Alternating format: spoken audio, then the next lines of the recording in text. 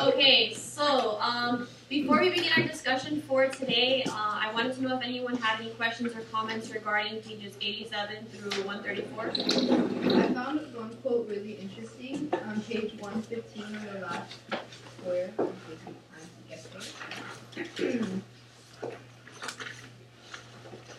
So the chapter in the cigarette? Yeah, it should be. And the line is, that one that struck me most by its gory imagery was to die a martyr is to inject blood into the veins of society. So is that ironic? I don't know, not that I found it ironic, but more that I found it like very truthful, because like they're dying for other people, so they're giving that life back. They're trying to like help them and like make the society good again by ending the war and stuff. So I thought it really cool, and like it struck me. Like I was like reading it, and then my boyfriend was like, bro, read this. The definition of a martyr is somebody who's willing to die or has died because they stood up for what they believe in. And Margie, like when like her definition of somebody who is a hero is somebody who's willing to stand up for what they believe in, even if it means like that person goes to prison and is like tortured and is killed there. So I think like this like imagery is like she's seeing the bloodier part of what a hero is, a martyr.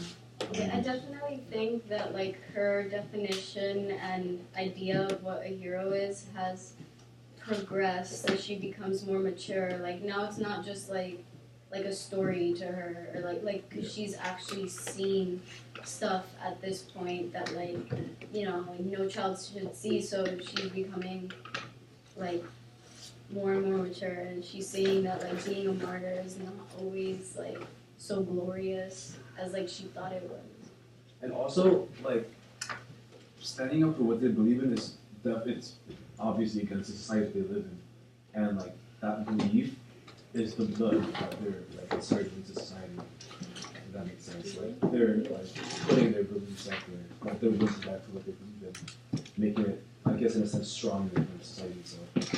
Yeah, and there's also that scene where I'm trying to find it. The key is kind of crazy too. The uncle gets sick, and then they're asking them to give blood, and that's what I thought you had initially you were pointing out, and that's why I asked you why it was ironic. If you turn to page 120 at the top,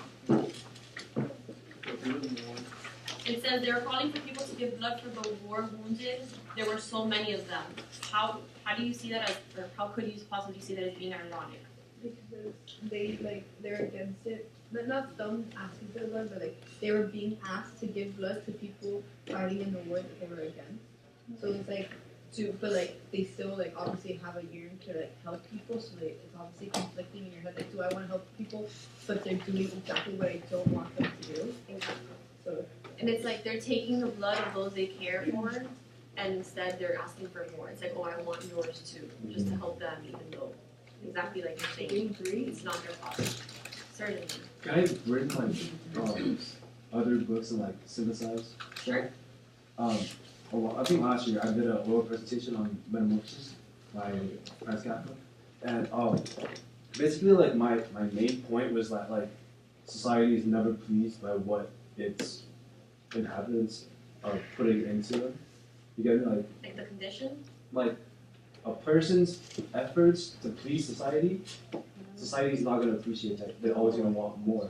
So I think with what you said, like the blood of their loved ones, and they're asking for their blood too, it ties into the fact that society's never pleased with what they get from individuals. Certainly, and especially here, no matter what they do, it's never enough, and exactly. Can we talk about the image on page, I'll tell you right now, it was 87, 89. I thought that was pretty powerful. What did you guys make of it? the card. The cards, but it's not just the cards. Did you notice the flames? Yeah, it's fire. Yeah, because those are like the bombs, right? Yeah. It's the fire, like the destruction, leading them to. Because this is all about them going to their town, and like all the refugees going to the town. So it's just like the disaster is driving them into those towns. I mean, this whole chapter is about like the refugees coming in and people being angry about it and just like talking bad about them, like about the friend Mali. Yeah, Mali. Yeah, Mali. It just seems like they're just like trying to escape the literal flames that will engulf them and burn them to death. It's like a race to get out. Like I found it interesting how like her family, they're very, they're very like strong-willed people. Like they're like, no, we're gonna fight against the government. They don't try to shelter her at all, which I really like that. And they're like, no, we're gonna stay here with our country. We're gonna be fine.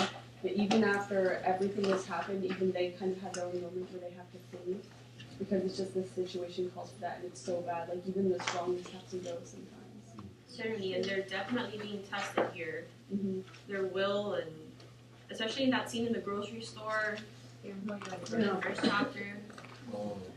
But I think what some of you had mentioned before class when you guys came in, and you told me you really enjoyed the way that they inject humor into the story, even though it's so serious and sad what's going on, the humor sort of lightens the mood.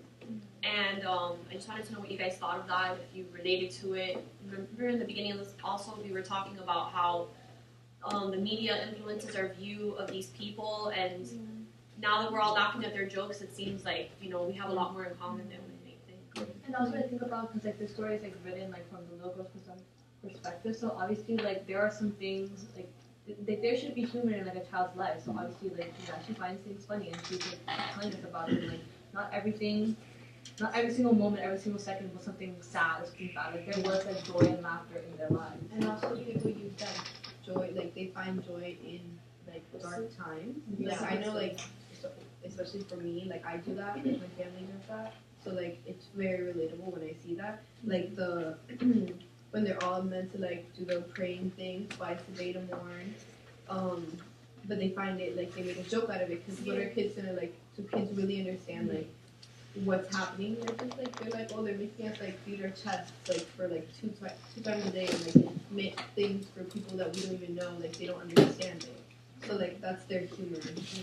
I really like it. I think like when you're in a situation like that where there's like literally no way out, and like all you're surrounded by is just like it's crap. Like there's no like positivity coming in. Like you can't really help but make something positive out of something that's negative. Like especially as a kid, like I don't know, bro. Like It's just like it's really interesting just how this makes you feel, because there are just so many parts about this that just I find so interesting, because like the comic kind of structure of it in general, like when you think of like comics and these little cartoons, you think of something for like kids, something that's funny, and then especially in the point of view of like a little kid, and then these like you read about these situations that are absolutely horrible and horrifying, but the way it's written and read, it kind of dulls that horror a bit, and also just and like I found it interesting how from her point of view it's just so different to what we've been exposed to as like Americans, and these are people who live in a completely different culture, and they don't at all have like the same mentality when it comes to like little things, and just really how like she's just such a strong little girl who like stands up for everything, and that they're just like really strong people, whereas in the United States maybe the first thought would be to flee when there are more strong people and just different mentalities. The endurance. Yeah. I think one of the like piggybacking off that, I think like the U.S. over the course of like the last 50 years has like bred a sense of like complacency and the sense of like, oh, it's way worse than other places. We're fine, like whatever, like it's not that big of a deal. Like I'll let it go. Just instead of like fighting for what you believe is right. I think that manifests itself in like we have like, especially our generation has like a perceived like apathy towards things, and I think that's almost entirely the fault of like, I don't want to say you, but like your generation and how like Thank you. and how well not you, how like the previous generations are like limiting the ways in which we can like get involved and like beat that apathy. And I think like one of the biggest things about like fighting back is like getting involved, and I feel like that doesn't happen often enough. And we do see that here as well. I mean, Margie is one of the few who's brave enough to Yeah, go and- out in her And being informed, Western like Margie is. attire. Exactly. We don't see like younger people in the States that know us. That's just again like a point of society. Like Yeah. parents, like when they were younger, like like they were allowed to go out and walk at night, at midnight, whenever they wanted. Time is Because different. yeah, and now every year, every decade, I'll just say, like things get worse and worse and more. Not worse in that way. Like it's more dangerous. People are more like yeah, like and parents are being more realistic and they're just not letting their kids go out. Does that mean that they're apathetic, or is that something that's out of their control? It's kind of what William was saying. Like previous generations haven't done enough to change that, or is it something that's out of our control? I feel like it's a little out. Yeah. Like, there's only so much. Yeah, we can't really. There's always so much that person can do. Yeah, you can't really change other people's. Yeah, like you don't know who's gonna be out there at that moment in time. Like it doesn't even have to be at night. It could be any place, like any time of the day. You don't know what you're gonna come into, and that's just a really scary thought. And like here, like she was like one of the like I don't know, like it. I see in this book like they didn't maybe not think of that, but like they just didn't really care much. Like they were like, yes, we know what's going on, but I'm still gonna live my life. That's not how we see it in the States. I see like now we like, oh, because of these things are happening, I'm gonna live my life a certain way so I don't get in trouble or like killed or something happens. And the thing about here in the United States, we're very like, not provoked, but we're very like I guess influenced by fear. Like especially in the United States, like fear, I think is the basis for so many things that we do and so many horrible things that we see happen. I think it's all a product of fear. And I feel like Fear and power, that kind of goes back to the time of the butterflies. They yeah, want to control you. The best way to do it is to scare you. yeah, as time goes on, we're only gonna have like, worse events happen. Like here, they had a terrible ruler, and then he got overthrown, and then followed by a war. And as things like go on, it's just gonna get like there are gonna be events that happen that are gonna be worse, and it's gonna make people more cautious about things like that. And also, as like time goes by, you have more to like lose. As a little kid, you don't have a lot to lose because you don't know anything. But once you start realizing how bad it is out there, you're like, okay, wait, I have responsibilities. And then once you become a parent and really see how bad it is out there, you're like, wait, but I have a kid, so I can't do that. And then once like it gets bigger and bigger, so it's not like you can't drop everything and go once you realize how bad because you have so much to hold on to. Exactly. And speaking of dropping and going, we see that here the parents don't just flee, they stay, but they have to adapt. And I guess one of the questions that I wanted to ask you was pertaining to their homes. How did the interior of the homes reflect the external changes that were occurring? Sort of talking about adapting to what's going on. They did certain things to protect themselves. What were some of those? In the chapter the wine, Michael? I know one of the things was the masking tape, like catch like fragments of glass. Exactly, from bombing. They put black curtains up so that the neighbors wouldn't snitch on them. Because Marky's family still played cards and they still had parties and all that, even though it was illegal to do all of that. And they made the bomb shelter, well, not the whole building, Yeah. the bomb shelter in case, like, whenever, like, something happened, you When would the just run alarm down went there. on. They have this little like arrangements, but they still kept going. Yeah, they still They had the had party. They don't shelter Margie, but they also like don't stop everything. Everything is surrounded by everything terrible. So they have their party, they make their wine, even though it's illegal. And, like, they almost got caught, but, like, they were, like, I found this chapter like really interesting how they kept like partying like even though it was like something bad to do, Yeah. and then how when the cops came and then the aunt she just like left her baby and ran. oh, yeah. Yes. Yeah, that's cool. How can you leave your child like that? That's the party for the baby too. She gave it to Margie and then she just ran off. I was like, Yeah, But that just shows how bad things are. Yeah, If you're willing to leave your own child, I mean, why do you guys think she did that? okay, and I was like, like, did she do it to protect a child or to protect herself? It's super, That's- that, this Yeah. quote literally says it all. It's Margie. She's like, since that day, I've had doubts about the so-called maternal instinct. Yeah. Because like she Yeah. left it because like I feel like she left her child not because the child's not gonna be more safe with Margie. Yeah. Like, get me? But Well, she that left way. it because it's more baggage. Like if it was like if you have like a really heavy bag and you're not just gonna take a baby, you have to take their food, you have to take their this, and that's just more things holding them back. Yeah, she's definitely experiencing some, maybe like postpartum depression mixed with the effects of everything that's going on. She starts crying as soon as the bomb goes off, and then she gives the child away. It's probably something she's been like thinking about because like if the bomb's happening, I mean it's so traumatic. It's everything exploding around you, and then she's like, oh my god, what do? I have this baby. Like I have to take care of myself, and this baby is just so unrealistic. Maybe it's not entirely like, oh, this baby's annoying, I have to get rid of it. Maybe it's just she's feeling so pressured and doesn't know what to do. Maybe she can't even like take care of herself, barely. How's she gonna be like, oh, if I only take care of this baby, or if I can manage to take care of the both of us? Maybe she just can't do it and she's on the verge of exploding. So she just like maybe she's just irrational and just in that moment she just gave it to her and was like, I have to leave. I mean, in this situation with all the bombings and like the dictator and all back to the war and all the bombings, having a child along with all of that can be like really overwhelming. But then Like, again, you like, can't care for the child and care for yourself. because I mean, and again, like, I can't really take the responsibility of the mom. Guys, one at a time, Paul, yeah. I don't know, like, even with all consequences, I don't believe that, like, giving up responsibilities for a child that you chose to have. I don't think that's. It's definitely not justified.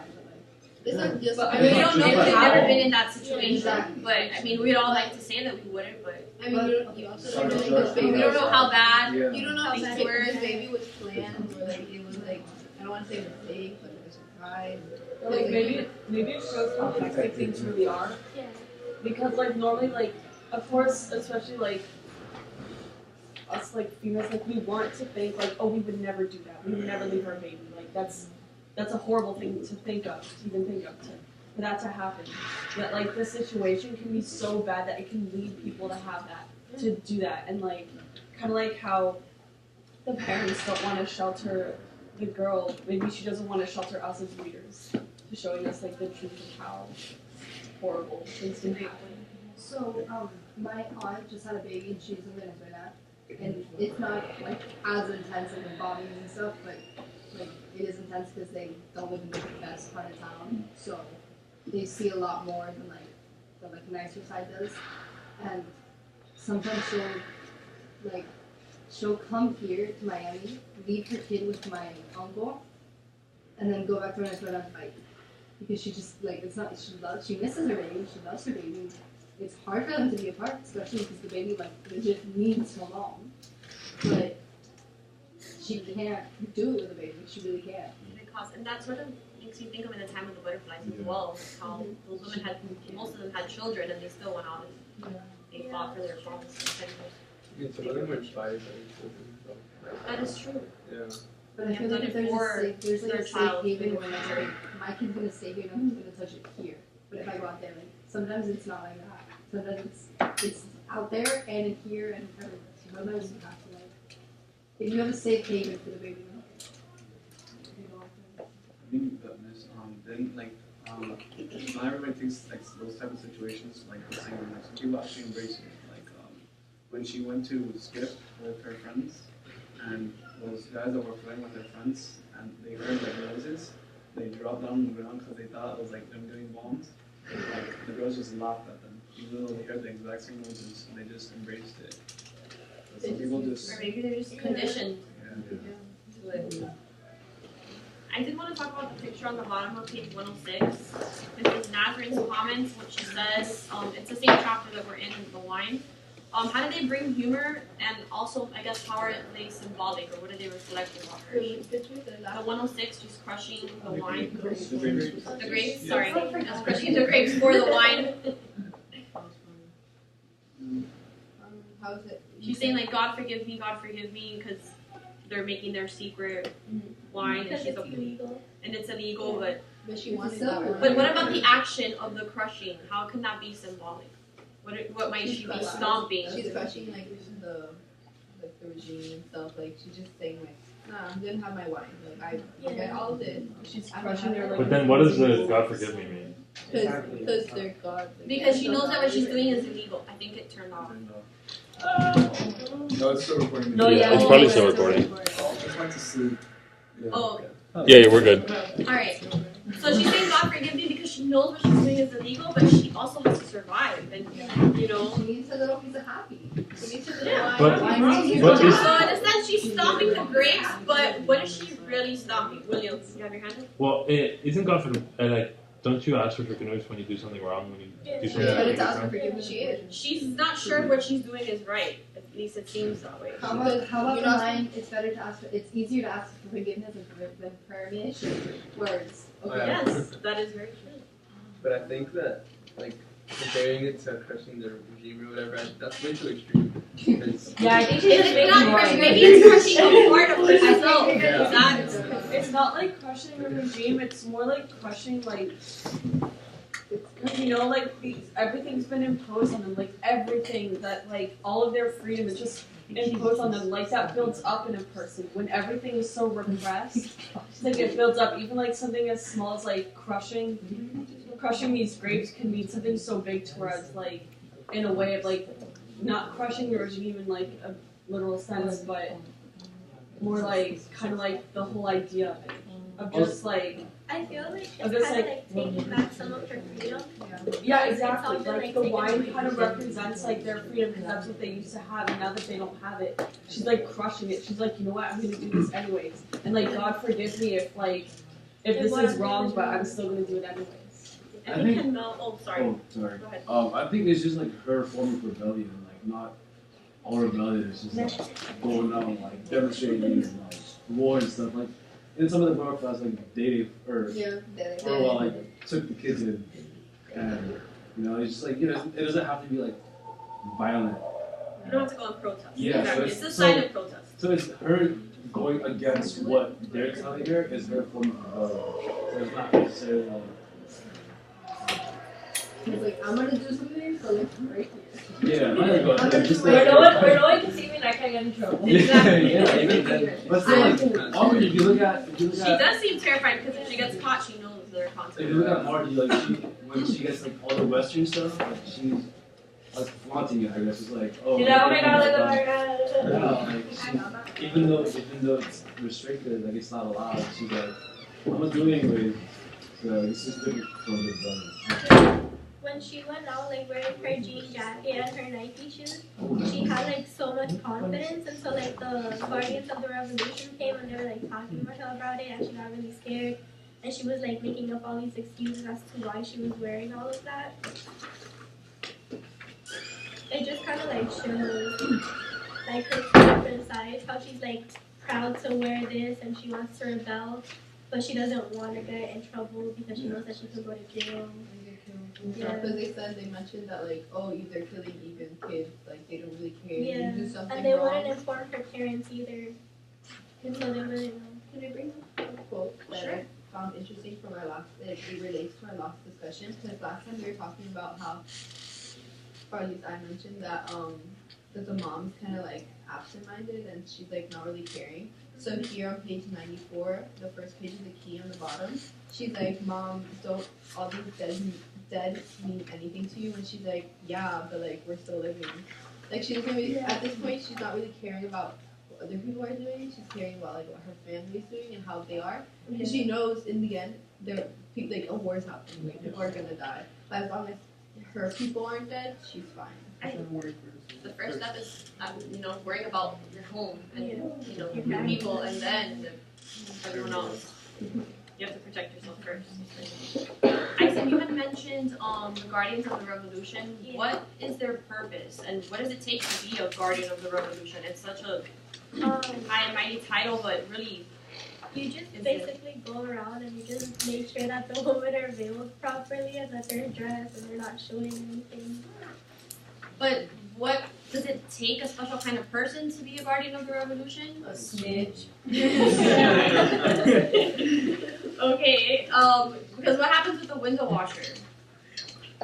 Margie's mom encounters her window washer and she exactly in the hospital and she's like, oh okay, you're. She said all you have to do to have this one is grow a beard and put on a suit. Exactly.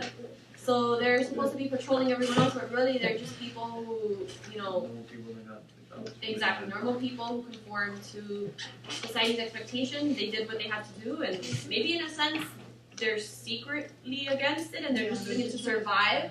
We saw that with the spies and at the time of the butterflies.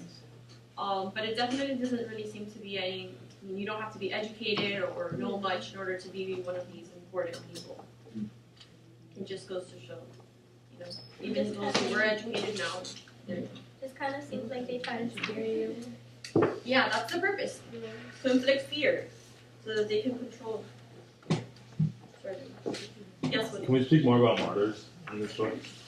And I think one of the things that I missed the first time, because I'm going over again, is the picture on 115, where it says the one who died martyrs from their blood into the veins of society. Yes. Yeah, Gabby had mentioned it, but you want to add to it? Oh, had you mentioned it? Yeah, it does. Oh, my bad. We're working the computer. Okay. And then, can we talk about like the coming of age of Margie? Yes, of course. And I think like it's noticeable throughout the book, and I mean in the literal sense of like she's getting older as the book progresses, and I think it's like the climax of her. Well, the climax to this point is when she like lights a cigarette and says, "I'm no longer a child, like I'm a grown up now." Yeah. And like she recognizes that it's awful. It was awful, but that was not the moment to give in. With this first cigarette, I kissed childhood goodbye, and how one of the questions I posed last class in the discussion was, has the war like affected Margie's trajectory towards like adulthood, or has it just like sped it up? And I think like if it was sped up, I think this is like an example of that. Yeah. In the sense of like the war, like the cigar represents the war in the sense of like this, I'm now like a woman or like a grown up, and like experiencing the war, maybe not like through battle, but like through living through the bombings and all the political aspect of it was her like way of growing up. I feel like maybe she just wants. Maybe she doesn't want to grow up, but she just wants more respect, and like she wants to be given more of a responsibility More throughout freedom. the war. And she wants to go protest more, and she feels like growing up, because like I feel like there's an overall sense of this is for grown-ups thing in this book. So she just wants to be a grown-up. Like she doesn't want to like grow up. She just wants to have that title of grown-up to do what she wants to do, what she feels right. She tells her parents, so can we turn to page 119, speaking of growing up, in the first, like the second and third image, it says, at 14 you don't need your parents anymore, and then she realizes, oh, later on they need you, but at that point she sort of feels like, same thing with the cigarette, like I'm an adult, you know, I can figure things out for myself. Even though it comes back to, you know, bite her, because in the end, she gets caught by the Guardians of the Revolution for not wearing the proper veil, and she starts crying, and I mean, she gets away with it, but at the end, she probably realizes, like, oh, I should have told, like, she doesn't even tell her mom, so that proves exactly how she feels. But can we go back to what led her to smoke the cigarette in the basement, which was getting caught skipping with her friends who are older than her?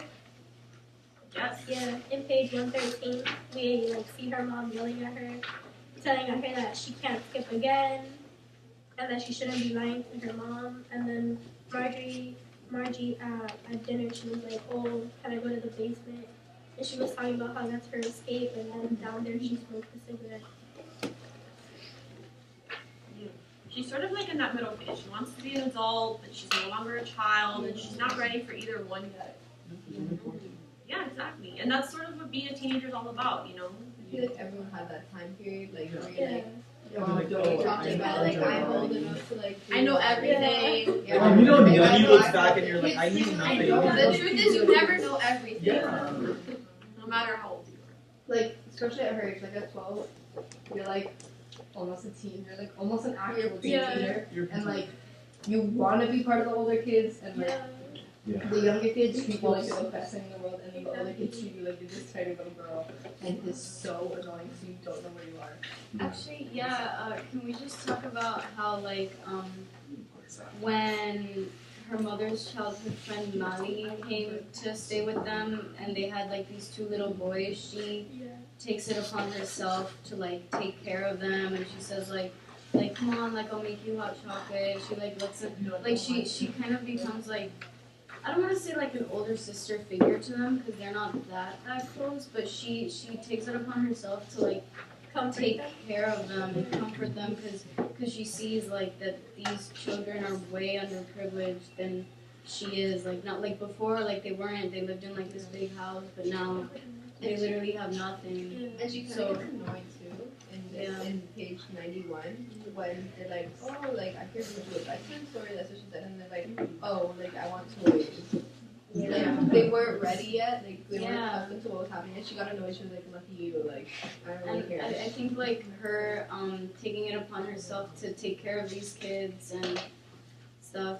I think it's kind of symbolic for her growing more compassion and maturity. Like she's starting to realize that she can't really be a kid anymore.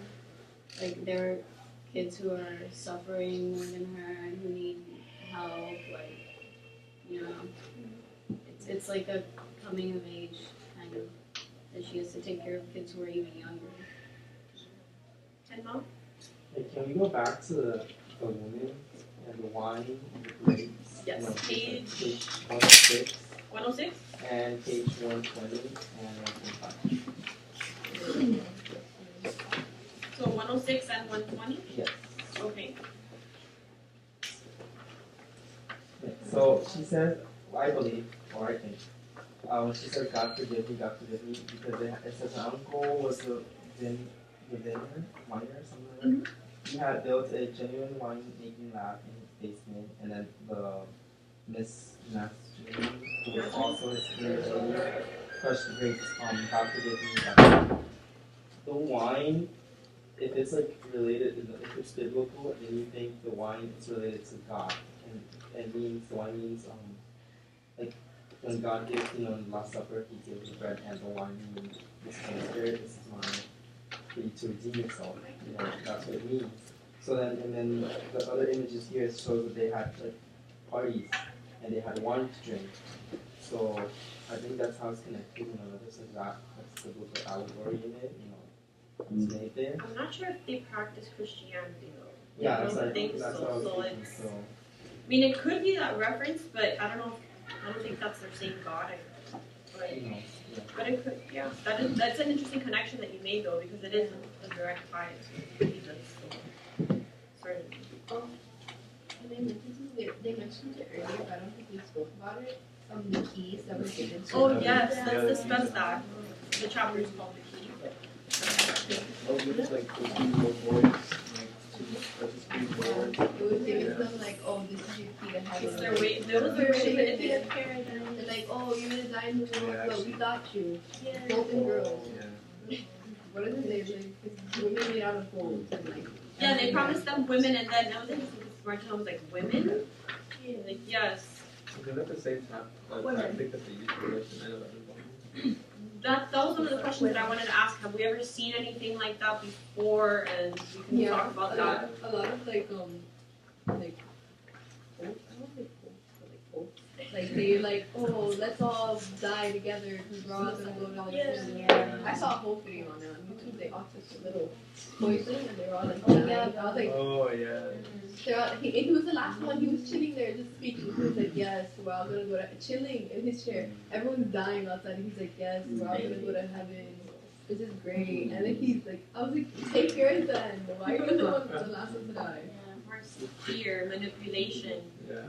And his wife and was like, unfortunately, yeah, we still see that today. I find it really interesting how she becomes a punk rocker, like by the end of this chapter, like, and that she says like punk rock was in, like that became like the new thing for like teenagers and adolescents and stuff, and I think that's really culturally significant because punk originated from classes of people who were oppressed and like classes of people who they didn't feel, you know, like at home in society, like they didn't feel like they fit in. So they would just do like all these underground shows and like play like angry music and stuff as a way to like it was like a protest kind of. So I think like I really liked that they included this, and I really liked that like she became a punk rocker. Like I just think that's cool. And like especially since like the whole punk movement was like an extremely Western thing. Yeah. So that's just like another giant like FU to everyone. Where On page 134, after like the Guardians of the Revolution yelled at her, she goes home and she starts singing like to angry music. Here, this is America. She even says to each his own way of calming down. Yeah. So for some people, you know, they like for the family they can party. That's how they cope. For her, she needs to listen to that music. It seems like she has a lot of frustration. We can see with the parentheses everywhere and her facial expressions. Yeah. I mean the quotations everywhere and her facial expressions. She has a lot of anger. Certainly. Hey, so we talked already like about the entire thing that we read, but I have a question, and it's what's her name again? Margie. I call her so choppy. That's her last name. Margie, whatever. For Margie skipping class with the other girls when Mia was act cool, she and her friend Mom would take school seriously and just act like it's serious. No, that's at the beginning of the Strappy even went to the point of smoking a cigarette. During this period, her actions were pivotal correlations with the war.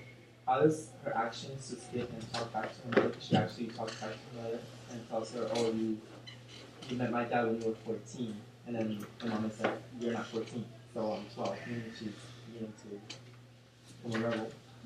How does her actions to skip and talk back to her mother reflect on how the war had an effect on the youth during the Islamic Revolution? I feel like if something like that is happening around you, you as a kid, I feel like she doesn't understand. Like, she understands more than at the beginning, but she doesn't fully grasp how like much is going on.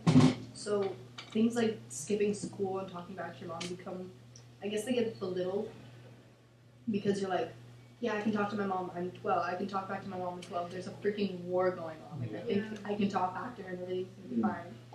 So like when I was little, I used to use my next dad against her, and be like, "Why do you get me in trouble if like things out there are happening?" Like I would say that all the time, and it would always backfire.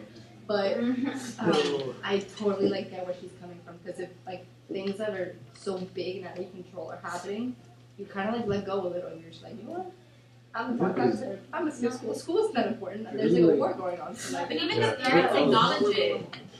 They like see it too. And not just that, but like also like schools became way more conservative and like strict, and I think like having that extreme like conservatism in schools actually backfires and causes students and adolescents to like act out and be more rebellious. It's like that saying like strict parents create sneaky kids. Like it's that. Like it's just the backlash from like being in such a strict institution. especially with like the fact that like all these kids know, especially the ones her age, they know, like because since they're old enough to know that of the difference before and after, like the war went on about how like the school, like their school, like how it used to be, and then how it changed, how like the stuff in their history books, like it used to say that the emperor was like chosen by God, or the king or whoever was in power before, and then right after he was taken out in the book, in like their school books, it didn't say that anymore. And then the girl she said in class, she's like, wait, but didn't the textbooks used to say that he was like appointed as God? And then the teacher and everyone like yelled at her. They're like, no, what are you talking about? Blah blah blah. And it's like it could be a reaction to that. Like these kids, they know, they're like, well, if our class books are saying one thing and another thing, what's even true? What's the point? It's like their point of like rebellion. She even mentions at one point they were talking about these different. She said something about the media. I think it was towards the beginning. She said that even according to the media, even what they said wouldn't make sense because they said that something about like bombings every day. Just going back to like Well, and how there should be like 6,700 tanks destroyed and 5,000 planes, exactly. and like even the U.S. doesn't have a military that big. Yeah. Those were like the older girls talking, and Margie didn't really understand what was going on. I think was it them talking, or was she the one who said? She was the one who said it actually. Yeah. She was the one that said it? Yeah. I believe so. But she acknowledges it. She's smart enough to know. I mean, she's only 14. Like sometimes we forget that. She's 12. We only have 12 up to this point, but later on she's. Oh yeah. Yeah, it's on page she's 111. Yeah. But yeah, she's even younger. She's 12, and like, how many 12-year-olds know this much nowadays about what's going on in their country? Yeah, it's her talking. Who knows about It's her talking. I mean, it depends on how your family is. It depends on your family point of view into like what's going on. Because me and my parents, we talk about everything. Like ever since I was little, we talk about everything. And also, unless you like have parents that are like really conservative, and like not want to tell you. She like legit. It all depends on like how much. But also like with kids now.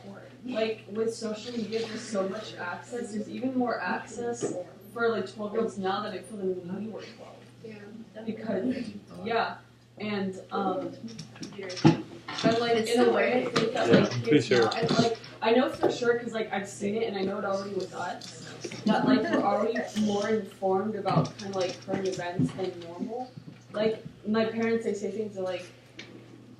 They say kind of things in a way like, "Oh, you're smarter than I was at your age," and they probably don't mean smarter and like as in smart, just like I know knowledgeable.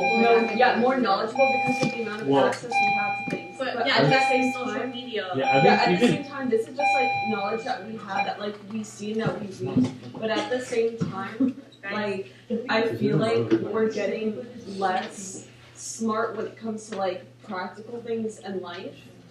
Like this girl, for example, is extremely mature when it comes to life and practical things. Like she knows all these things because she sees it, she's experienced it, and she isn't being sheltered of it. But that's again something like you were saying, like nowadays we're not like as practical. That's only because we're not like given, maybe not given, but some kids are. Some kids are really practical and they're like they have street smarts.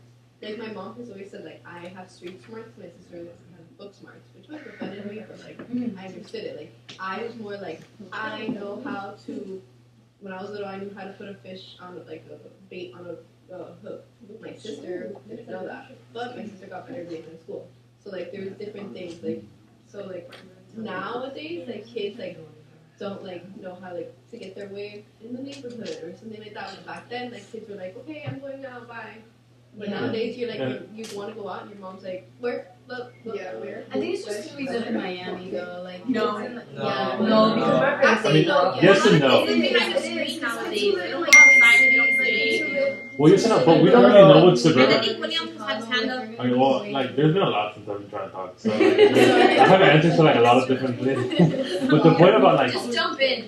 yeah, the point about like going outside and talking and excuse me.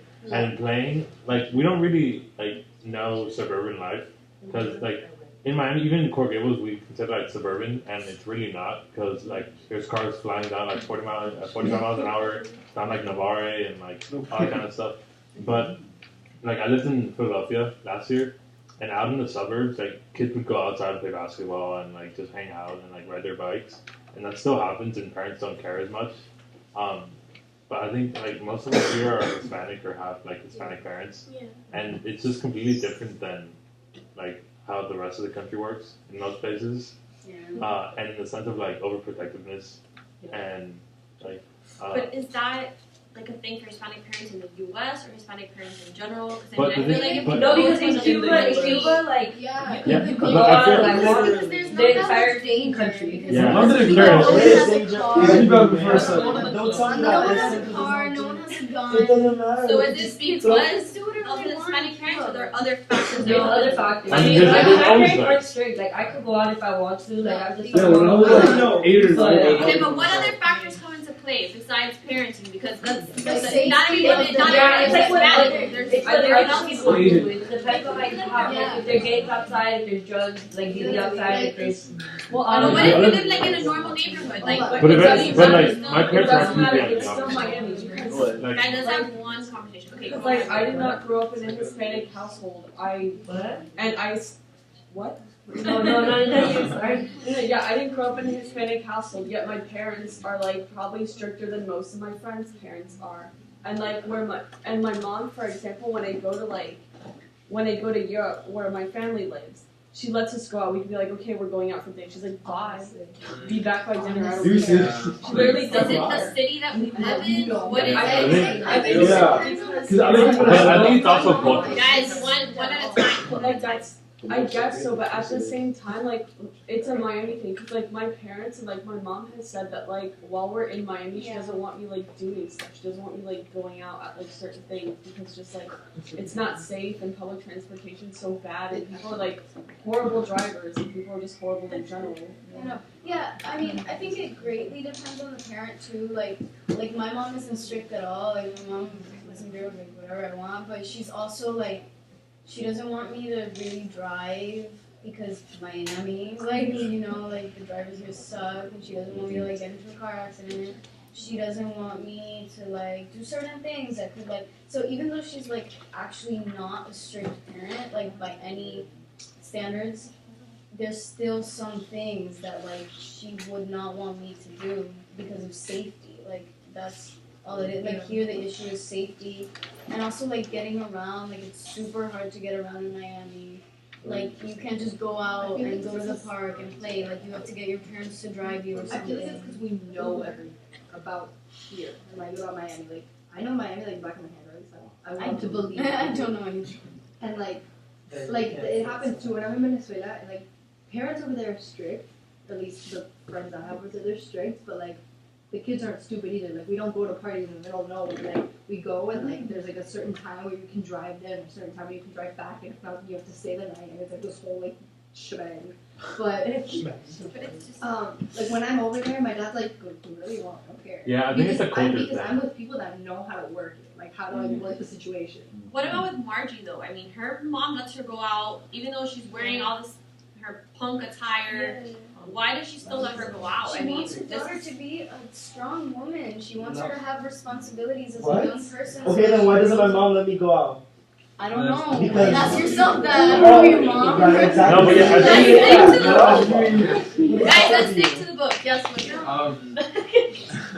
Wow. Alright, so this is like I think it's a pretty good example, but like and there's a lot of crime. Like it's crazy, and for at least for the first 5 years of my life, I was raised there, and at least my parents and my mom's parents, they weren't strict whatsoever over there, even though it's way more dangerous than it is over here. So I'm not sure if it's like a culture thing or maybe it's just like, because I feel like in places outside of at least Miami, because I don't really know much outside of Miami, people are a lot more close with each other, like with like strangers and your neighbors and everything. So over there, like there could be all this crime happening outside, and my mom would still let me go out. And mind you, I was young, like really young, and she would let me go People in out. your neighborhood protect you. Yeah, they protect you. So Yeah, I think Miami has to be like one of the more like hostile cities, and not in the sense of like, oh, I'm gonna kill you. It's like everyone's a. Yeah, but like if I don't know you, then like screw you. Yeah. It's like every man for himself. Yeah. The thing is, I grew up on Key Biscayne, and like I went the perfect ages. I went from like 5 to like 13. You understand? We would leave for school at like 7, and I would get home at like 11:30. Oh my boy. Because it's Key Biscayne. You don't understand. That's a world in itself. And like everyone knows everyone. You walk to school. And everyone hates everyone. That's true. Very true. But that's when you get older and you realize everyone's a. Yeah. But Yeah, like, you, literally, like, I the would sense grab of my community backpack and here, grab we my can backpack say is and lacking. Like publicity on I feel like in like other countries, Guys, like Gabby speaking. in other countries, maybe not where like the book can be a good example because like it's a war and obviously they publicize the war. But say like in like DR, I'm just gonna say because that's where I'm from. They don't publicize everything that happens. but in Miami, the smallest thing happens. The lady like they hit her shopping cart.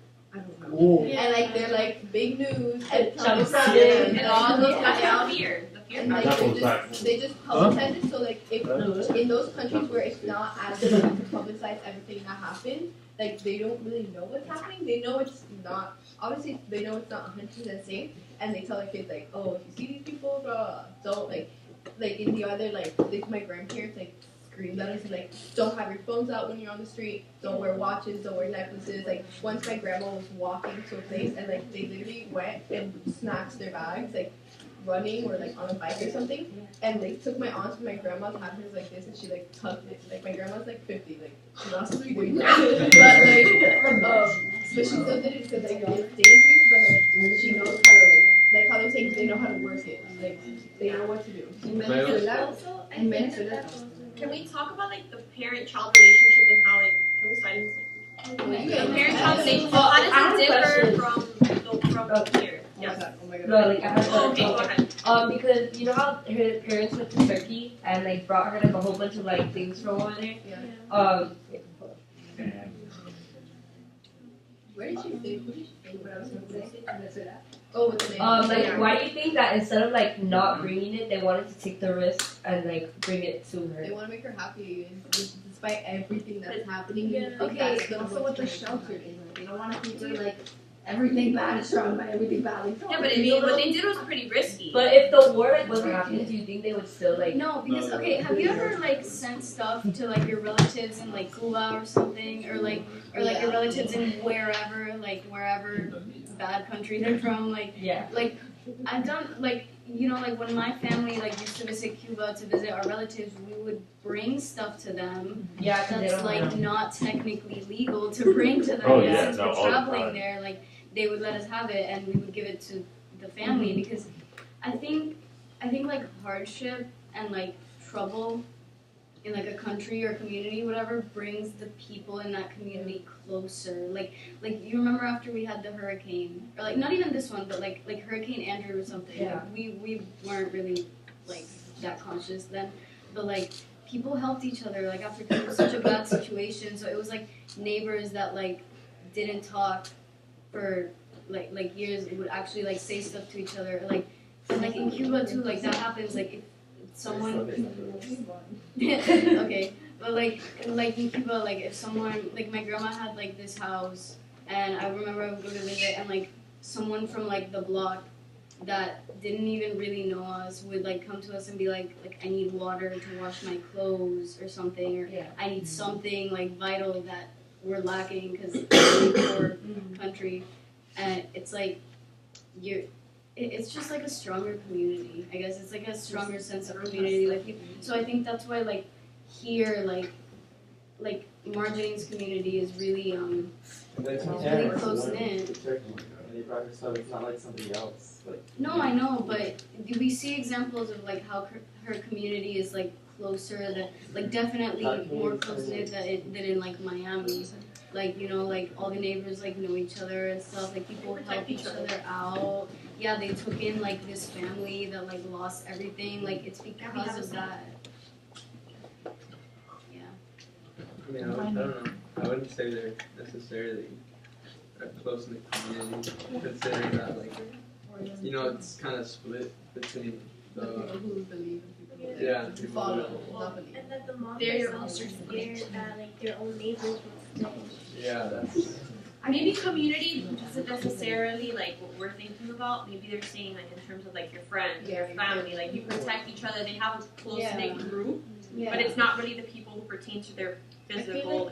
But also like they were like instead of like her example was bringing like maybe water or food, like clothes. Like I did that when I went to DR. We gave all the maids like at the houses like clothes for the children. You see kids walking like in a dress shirt, like not a dress shirt, but like a shirt that's so long it looks like a dress. But in her situation, like they had that because they were middle class. What she wanted was posters. What she wanted was things that she couldn't get. Because in reality, they could still get it.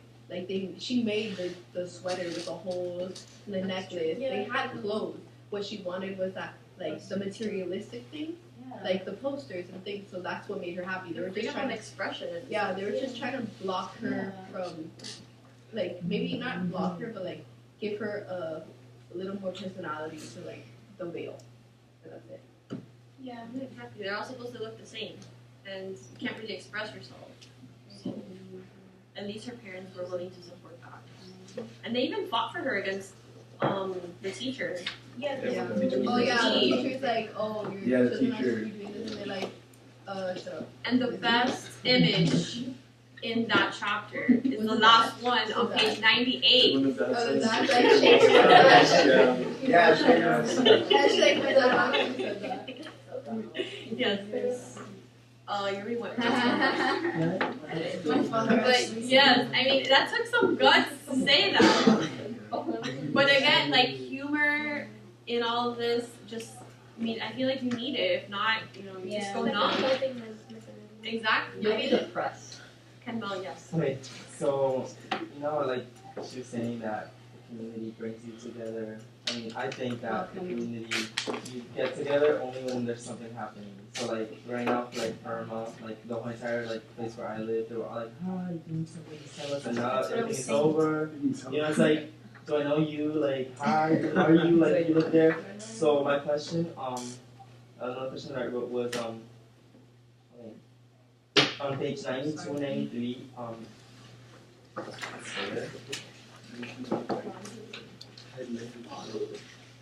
two women insult Molly from and they even go on further to say Southern women are all whores. That's what she says. So yeah, like not all the time, like when there's something happening in the community.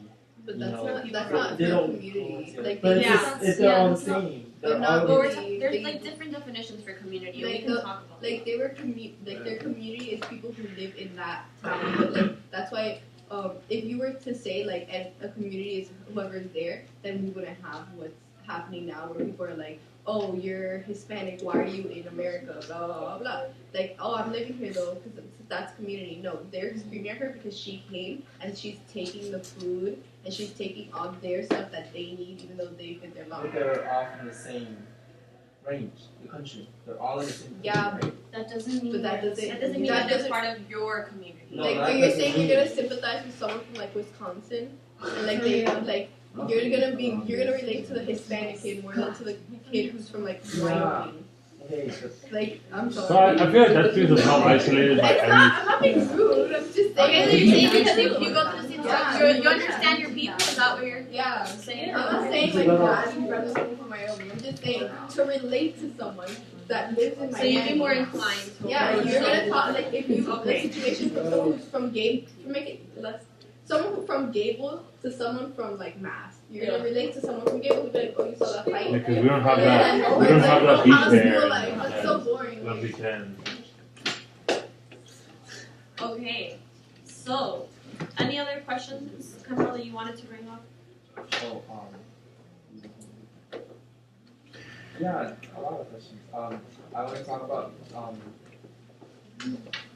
Margie's aunt's husband when he died, and how like all the death happening, there had an effect on her. Like, how did she see it? Just realistic. I think the whole point of that was like how little it affected Margie, because I feel like it's become so routine for her to like lose things, and like I think the point of including that was, well, I think it served two purposes. I think it showed that like he was never going to be able to see his son again, and maybe like that symbolizes like very little hope for the future. And I think it also serves to show how like losing someone like her uncle or like, her aunt's husband, how little it means now shows like the evolution of her like perception through the war, and how in the beginning if she lost her uncle it would be like this huge deal. And yeah, and that, but now, well, I mean, Anush is also closer to her, but now it's like just another day, and I think that speaks like the relativity of like not only Margie but like kids in general, and how like everything is relative, even if it seems like the biggest thing in the world compared to something else, it's like small, and they realize that, and I think like Yeah, like that's why like kids prefer to have like 2 quarters instead of $1, and how like the more the Yeah. better, and how like everything. Oh. Yeah, like kids prefer, like you're like, oh, I'm gonna give you this dollar, and they're like, no, I want, say, 2 pennies. They'd rather Yeah. have something. They don't know like the meaning of the value of a penny. Or like, And how like her perception of things has changed over the course of the war. I also think it like didn't affect her as much because with all the bombing, she would always, when it was over, she would always see all the people going back up and calling everybody to make sure they're okay, and she would see other people losing loved ones. So she just kind of become sort of numb to it in a way. the mom, she's kind of becoming a mom. Like, Yeah. Like she doesn't really like care. Like not maybe not care, but like she realized it. But like again, like the mom said, if it's not done, like after the mom said that, she was like, "Whoa, this is such a true statement, bro." Like she was like, "What the heck?" Like yeah, as long as it's not you and dad and like the me and our children. Yeah. Well, she still feels bad about what's going on outside. I mean, on page 116, we turn there. The whole thing, the whole reason that she was inspired to smoke the cigarette also. It was because what was it? The uncle. No, she said like that they admitted that the survival of the regime depended on the war, and they could have avoided all of this, and all these millions of people would still be alive if they had it. I mean, that's true for any war though. Like every war could have been resolved at an earlier point, and like millions of lives could have been saved. Yeah, but the point was that like it stressed her out, so she smoked. Yeah, like hearing that. I think I that can like how understand. it was like the culmination of like coming of age. And Yeah, and exactly. realizing Like how she stupid the thinks war like actually is. like all this like terrible war, all these people dying. Like, what is it really gonna be that harmful if I smoke one cigarette? Like, people are Like I dying. said, Like, belittling things. Maybe Exactly. because we talked about it, her being rebellious, so maybe it's her trying to like, probably not it, but it's her trying to sympathize. Yeah. With me. That's another way. Like she was crying while smoking. Like if she was rebellious, she's so cool, guys. yeah, Yeah, But she's like, Well, "Hi." I think if she had been in front of people, I can. So I think that she's kind of like more like her mom in a way. Maybe yeah, she sees it. That's how they handle things. So She's like, oh, my mom's smoking, we're being bombed. Why can't I smoke too? yeah, pretty much. How did she react to her uncle? The whole situation with the uncle, not Anush, the other one. The one that died. Yeah. Like they were waiting all this time for the passport, and Then then the day he died, He died, he gets the Oh yeah. Yeah. No, was it a day or was it like No, it was a It day. was a day. Yeah. Oh yeah. Sorry, it said a few days he later died. And then you can see even in the hospitals how they try to control the patients. It's like, oh, you can't leave, you need a permit. And the window washer turns guardian and tells them, oh, it's God's will, it's God's will. But yeah, now also you could leave the country without having like a visa, but you can't see the visa anymore because like the war happened. Exactly, so it's like, no matter what you do, you're stuck. They're not going to help you. So it is unfortunate. Okay. where were we supposed to read to? 135. Oh, okay. Then 150. I found it a little funny. It was a little funny. I didn't read. I noticed this when we were just like talking, and I looked down. But like it was when the lady was like, "When is this Michael Jackson?" And she got on top of it, and she was like, and the bottom line was like, "But then Michael Jackson was so black." I was like, "That's such a random thing." I feel like she kind of needed to tell us that. It was a long time ago. Yeah, but like the statement, so black. He was so black though. Like, chill. Just so you know. But she was so funny to me. Isn't kind of like But she was pretty brave. I mean, she had to be pretty clever to come up with that whole storyline to get herself out of it. Her saying that her dad would put her in an orphanage, they would like burn her with a clothing iron so that she has to go home and all that. That's like pretty elaborate. Yeah. But she knew that if not, like, they would take her away and they wouldn't even tell her parents. Was it good? Are we supposed to read the whole thing or just the first half? We're reading the entire book. You get I want to to see her like. older self. The first part ends on page 153. That's when she turns 14. And then the second part is her adulthood. And she gets involved in relationships, she leaves the country, it gets yeah, 155. Until what? How much are we reading? Is that the first next half? half to 188, 135 to 188. Is after 155 the second half? Huh? Is after 155 the second half? Yeah. Yeah. Okay. Yeah. Exactly. This is the complete. It's the first part. Alright, so do you guys have any other comments or questions about these chapters?